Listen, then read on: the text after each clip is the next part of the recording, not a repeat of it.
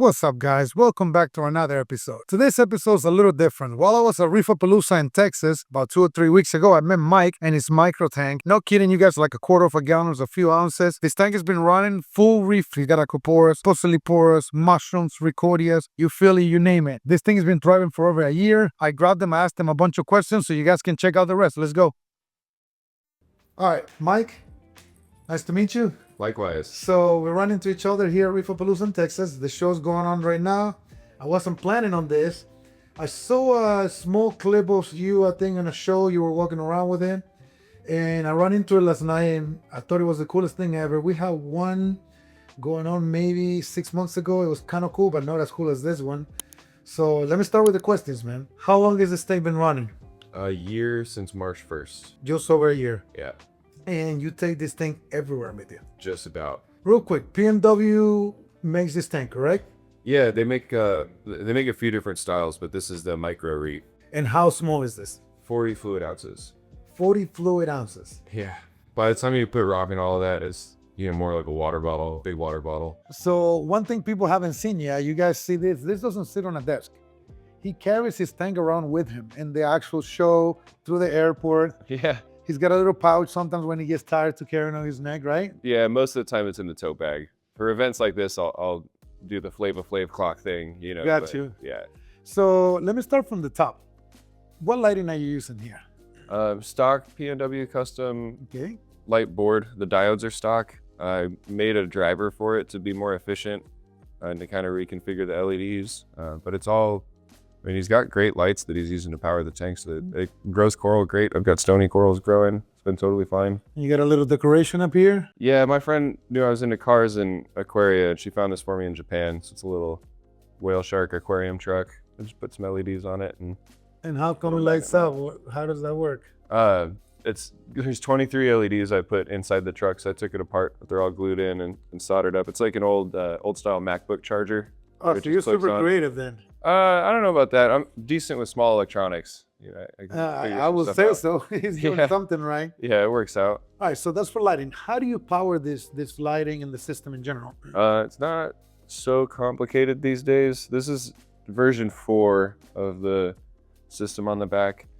So big phone battery bank. I carry 2 of these, so if it does die, I can swap it out in about 30 seconds. And how long do they last? With the lights at full brightness, about 6 hours. If I know I'm traveling, I can get about 16. So if I know I'm traveling and I need to go as long as possible, I can get about 32 hours with 2 batteries. It's pretty tough. It'll go through the night for sure. Wi-Fi smart switch, so I can do light schedules, and if I'm somewhere else, I can ask my phone to turn it on or off. Okay.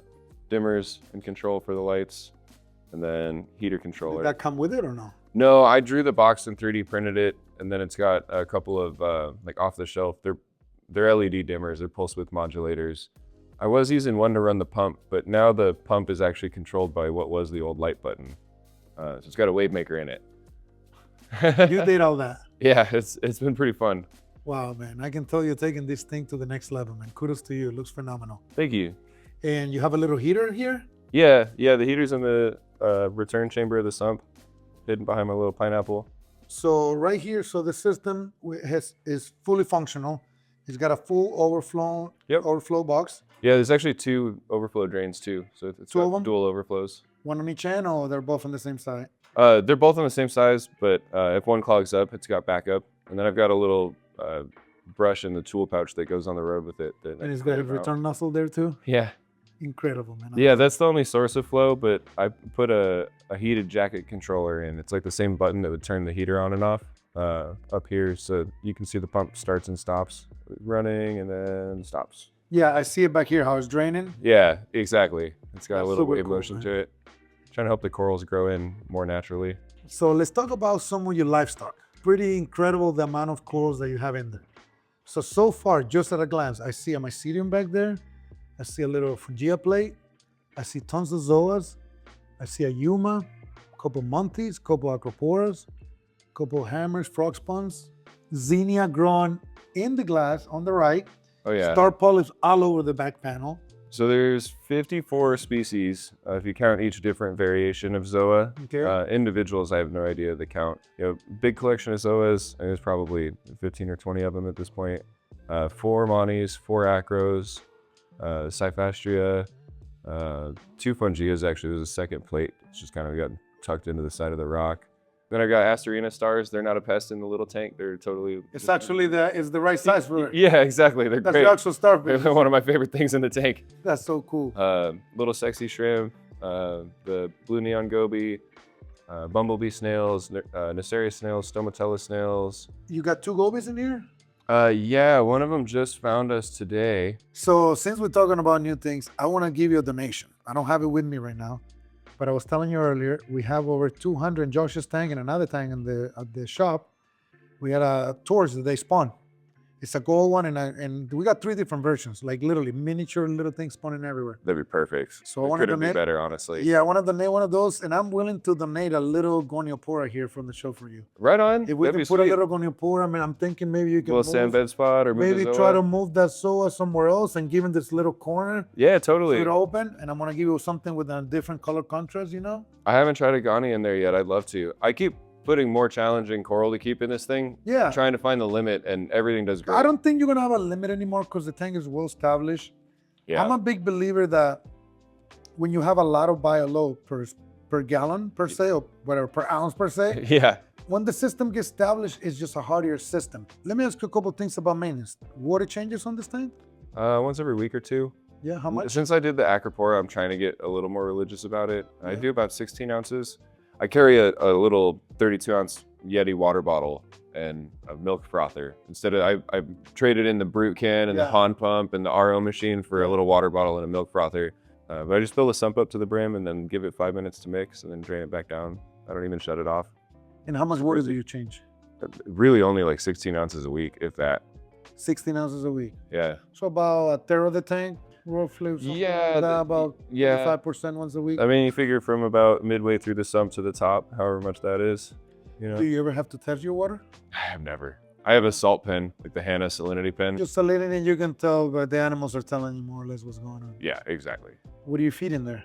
The little TDO Reef nutrition pellets. Scary little pouch with the little container with it. Yeah, people look at me funny because I always feed them out on the town, like on a plane or at a bar or restaurant. I get my little baggie out, my little tiny Ziploc baggie out at the bar. You sit down and you pull your fish tank right there. Yeah, and then I get a little baggie out and people start looking at me like, what's this guy doing? And I get a little pipette and mix a little bit of food. So Feed the coral. since you're saying that, let's say you're on Reeferpalooza, everyone knows what's going on, but let's say you're in in a hotel completely out of the industry, Totally. and you show up to a bar and you put your little fish tank there, how much of a conversation topic it becomes? Depends where you are in the country. Yeah? A lot. It varies widely. If there's a scene there, you know, sometimes you'll catch reefers, but otherwise it really depends where you are. In the Northwest, they love it. You know, Denver loves it. Dallas loves it. Philly seemed to not want much to do with it. What, That's they kind of look at you interesting. like you're weird? Like, Yeah, it was kind of this area of like, oh, if you get Yeah, too you close, are. you might catch it. You know, whatever he's yeah, got. like you're somebody off. Why would you be carrying a fish tank around? They don't Yeah. understand the concept. Like, Yeah, I think it depends how a culture reacts to harmless deviance, like just Gotcha. going outside the norms. From people who realize it's living stuff in there, I get a lot of, you know, oh, hey, can I look at this? Or how's your night going? Whatever, introductions. And then a lot of people come up and think it's just plastic. So it's like a chance to kind of educate them. Gotcha. I had a guy a week ago that asked me, he's like, man, I had no idea corals are alive. Yeah. I didn't even know, I heard them talking about the coral reefs. I didn't know there was a thing that's living. It's like kind of spreading awareness, I guess. happens a lot. Yeah, it's funny how the world perceives it. So let's talk about the filtration a little bit. I see you got some of these, The marine pure gems. yeah, just basically extra bacteria in there. Yeah, they're great. The way the tank's intended to run is to stuff filter floss in there. I've got a carbon infused floss that I'll run sometimes, about half the time usually. I'm the same way with my tank in my office. I don't run my filters all the time or the protein skimmer for that matter. No, and I've got enough stuff down here I'm trying to feed, so I like to let a little bit of that stuff kind of work its way through so the stars down here stay flourishing. I clean the pump all the time anyways, so sometimes I'll stick a little sheet of floss over that, but then just the marine pure gems, mini refugium. So I'm growing Chaetomorpha down there. I made a refugium light from scratch, and Ooh, then man. the return pump. Man, looks phenomenal. So let me ask another question. Sure. Do you run into issues that, let's say you're out of town and the return pump or the heater died? Do you have backup? I'm assuming you do. Yeah, that's the harder part of this to figure out. I started flying with this way more unprepared than I am now. So these days when I go out, I've got a little tool roll that's got everything I need to reglue and frag corals, little bone cutters, tweezers, glue, squeegee, a little airline. Yeah, you got to think of all those things, emergencies. God forbid you got a little air pump too ready, I'm sure. Yeah. Battery backup. Honestly, I don't even carry an air pump. It's the return pump will do it. I've got a spare battery. Then I have a third that can recharge these on the fly because they're past their charging. Return pump parts. And then the biggest thing is a brush to clean the overflow. If I get a little star that wanders into the overflow or something, I can push them out so it doesn't overflow on me. That's about it. Wow, you never thought of that. Something just covering the flow and you're like, Yeah, game over real and quick. then you're on the thing, you're like, whoa, water's coming out. And like, Yeah, it'll leak. You lose your flow. often you got water coming out from the top because of something happened. Honestly, it's pretty dialed now. When the plane takes off, the water line will go up and it'll come up, and sometimes the water line will be here. The GSP will be drying out for a few seconds, and it doesn't leak at all. You try to like fight it a little bit. Sometimes I'll pick it up. Sometimes I'll pick up the tote bag and let gravity hang with it. But honestly, I've kind of stopped doing that. For landing, I still do. I think landing it can be a bit rougher, so I just pick it up and just that way I don't have to. I don't want my fish to be like slamming into the ground in the tank or whatever. That's cool. So another question. Sure.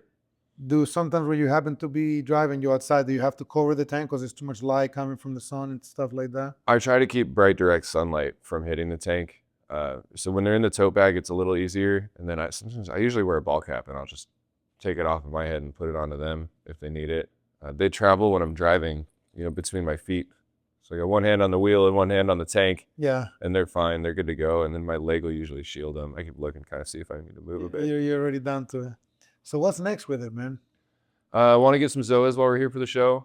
Zoas are the move. We're gonna try to level up. The Fungia's coming out. He's getting a little big for the tank. So we're gonna make a new version. This thing's done well for a year.